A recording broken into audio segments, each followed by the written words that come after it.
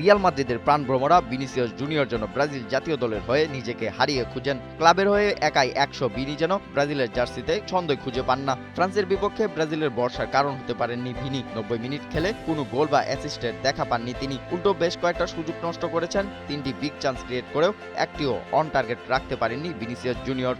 এখন প্রশ্ন হলো, ব্রাজিলের আক্রমণের দায়িত্ব কি একা সামলাতে পারবে ভিনিসিয়াস জুনিয়র? সতীর্থ রাফিনিয়ার কাছ থেকে কি বাড়তি সুবিধা পাবেন তিনি? তবে সংশয়ের নতুন জায়গা 2026 বিশ্বকাপে রাফিনিয়ার সাথে ভিনির জুটি কেমন হবে? ফ্রান্সের বিপক্ষে মাঠে নামার আগে সমালোচনার মুখে পড়েছিলেন এই রিয়াল মাদ্রিদ ফরোয়ার্ড। সংবাদ সম্মেলনে বলেছিলেন 2026 বিশ্বকাপে ব্রাজিল ফেভারিট হয়ে যাচ্ছে না। শুধু তাই নয়, ব্রাজিলের সাম্প্রতিক পারফরমেন্সের উপর বিরক্ত ভিনিসিয়াস জুনিয়র। আর তাতেই সমালোচনার মুখে পড়েন ভিনি। অনেকের মতে নেইমারের মতো ব্রাজিলের দায়িত্ব নিতে ব্যর্থ ভিনি। এরকম মন্তব্য ব্রাজিলের সাথে যায় না। ব্রাজিলের সাম্বার পুরনো রূপ ফিরে আনতে নেইমারের বিকল্প হতে আর পারবে না কেউ।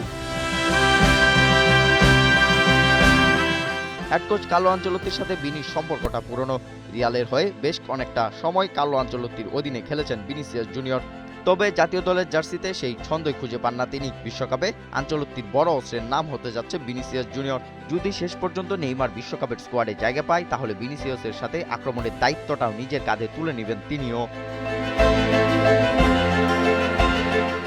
নানা বিতর্ক থাকলেও বিশ্বকাপের আগে ব্রাজিল নিয়েছে সাহসী সিদ্ধান্ত। অগোছালো দলটাকে গুছিয়ে নিতে কার্লো আনচেলত্তি বেশি সময় পাননি। এর মাঝেই দলে ডেকেছেন বেশ কয়েকটি নতুন মুখ।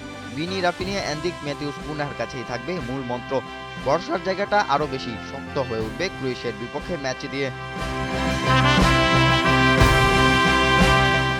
রাবিদ বিন হুসাইন, 71।